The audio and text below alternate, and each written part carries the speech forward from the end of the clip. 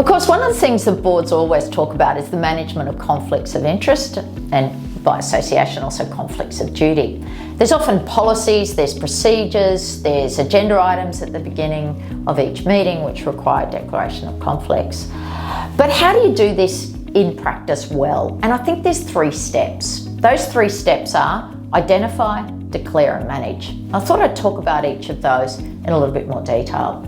So core to managing conflicts well is obviously being able to identify them. And there's lots of different ways we can characterise conflicts. They can be actual, they can be potential, they can be perceived.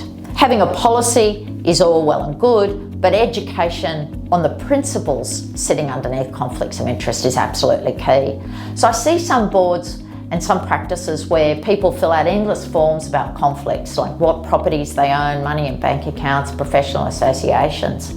The problem with that approach is it's not teaching people the underlying principles. And of course, once they've filled that form in, they might think that they've acquitted themselves well when actually they haven't.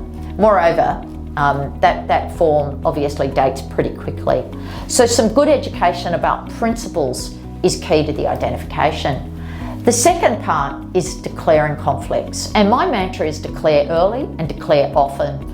And there's various ways in which you should be required to do that on an annual basis, on joining a board at the beginning of each board meeting. It's really important though that declaration, particularly when it comes to board meetings, is not just directors, but executives sitting around the table.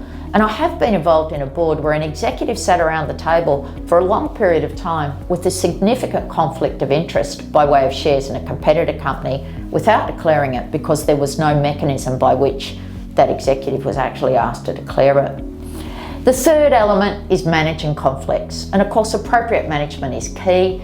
Management's got to be done by someone who's not conflicted. So making sure that the person who's got the relevant conflict is out of the process is just so important in effective management.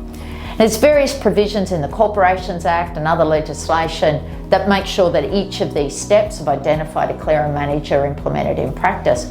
But I think if you keep those in mind, you not only fulfill those obligations, but also as a director, you set a really good tone from the top about what's appropriate conduct in your company.